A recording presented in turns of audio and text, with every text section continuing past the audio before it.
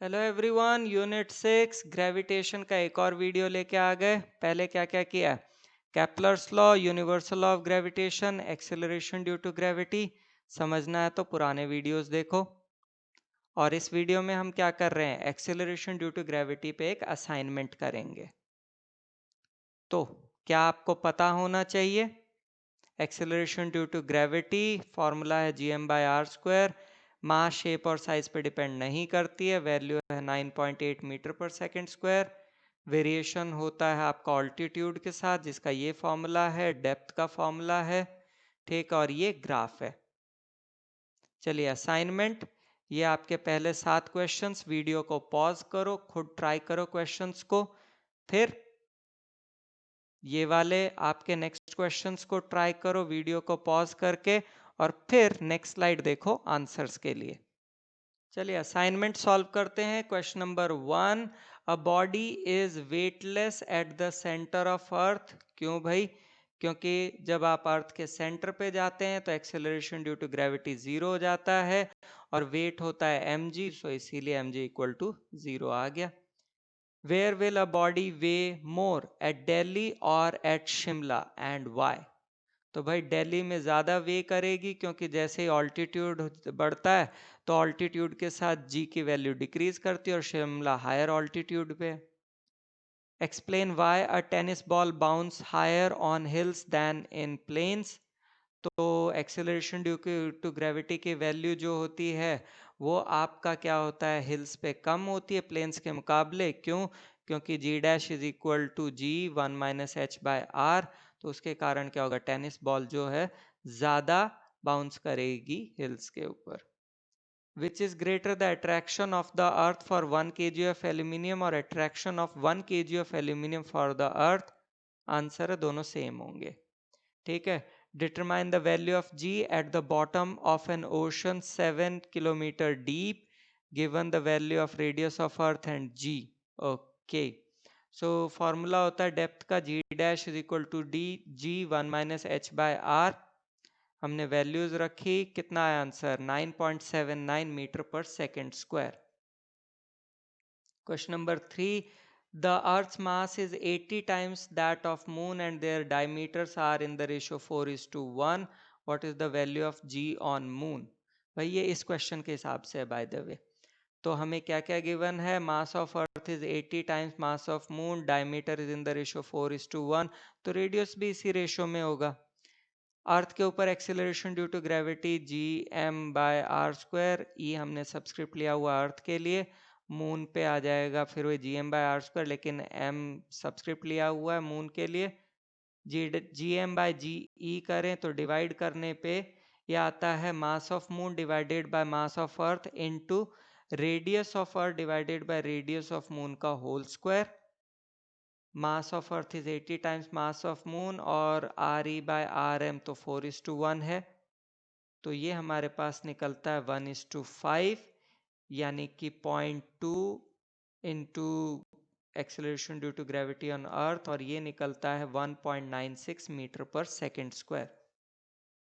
Question number 4, at what height above the surface of the earth the value of acceleration due to gravity is reduced to 1/4 of its value on the surface of earth? So height के लिए हमारे पास होता है g'/g is equal to r/r+h whole square। ये वही हमारा formula था सिंप्लीफाइड फॉर्म में। So g'/g is 1/4, under root लिया तो 1/2 आ गया। फिर हमने क्रॉस मल्टीप्लाई करके सॉल्व किया तो h इक्वल टू r निकलता है। Question number 5, a body weighs 63 newton on the surface of earth, what is the gravitational force on it due to the earth at a height equal to half the radius of earth. ठीक है, तो weight given है and h equal to r/2। Acceleration due to gravity at height क्या होता है, g dash is equal to g bracket में r/r+h का whole square.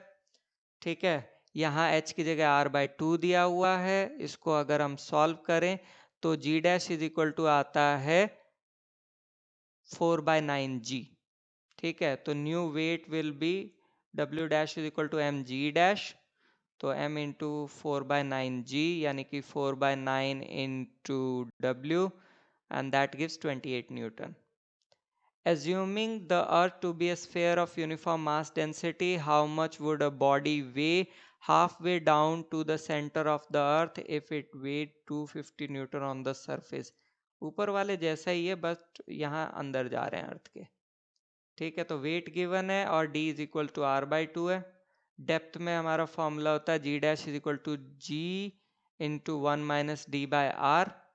Values रखी तो g dash is equal to g by two, नया weight निकलेगा m g by two, यानी कि वेट जो प्रीवियस था divided by two, that is 125 Newton.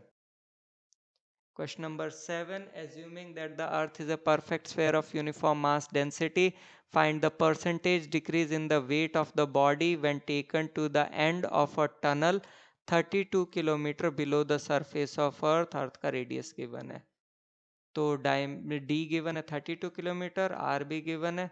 Percentage decrease in weight is new weight minus initial weight divided by initial weight into 100%, यानी कि W dash by W minus one into 100%। W dash की जगह M G dash, W की जगह M G, तो ये निकलता है g dash by g minus one into 100%। और डेप्थ में होता है 1 minus d by R g dash by g के लिए, तो ये निकलता है हमारे पास d by R into 100%। Values रखी तो ये निकलता है 0.5%। तो आपका वेट 0.5% डिक्रीज करता है जब आप जो है 32 kilometre below the surface of earth जा रहे हो टनल में। Question number 8, choose the correct alternative. Acceleration due to gravity increases और डिक्रीजेज विद इंक्रीजिंग ऑल्टीट्यूड, तो भाई ये डिक्रीज करती है। क्यों? G dash is equal to g into one plus h by R की पावर -2। दूसरा डेप्थ के लिए तो वहाँ भी डिक्रीज करती है। क्यों? G dash is equal to g into one minus h by R. और ये इंडिपेंडेंट किस पे होती है? मास ऑफ द बॉडी पे, क्योंकि इस फॉर्मूले में कहीं भी मास ऑफ द बॉडी नहीं आ रहा है। Question number 9. If radius of Earth is 6400 kilometer, what will be the weight of 1 quintal body if taken to the height of 1600 kilometer above the sea level? So G dash is equal to होता है G into 1 plus H by R to the power of -2 height के लिए। इसमें हमने values रखी तो हमारे पास कितना निकलता है? ये निकलता है 6.27 मीटर पर सेकेंड स्क्वायर। तो ये निकला आपका जी डैश। वेट हमारा होगा एम जी डैश, ठीक है, 1 क्विंटल मीन्स 1000 kg, तो ये निकलता है 6270 newtons weight. Question number 10, show that the value of g at a height h is same as the value of acceleration due to gravity at depth d is equal to 2h। Okay, तो height पे हमारे पास होता है g dash is equal to g one minus two h by R, और depth पे होता है g dash equal to g one minus d by R.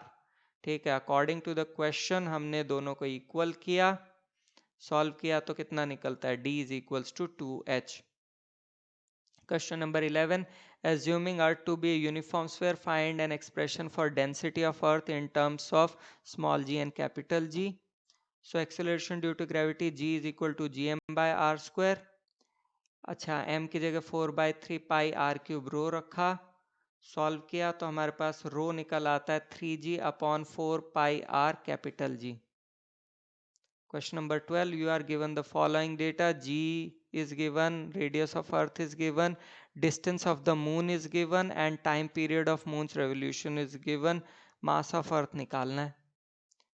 ठीक है, तो acceleration due to gravity G equal to G m e upon r e square, सारी values रखी तो m e कितना निकलता है? 5.97 into 10 to the power of 24 kg, जो कि हम वैसे हम कहते हैं 6 into 10 to the power of 24, but close value है।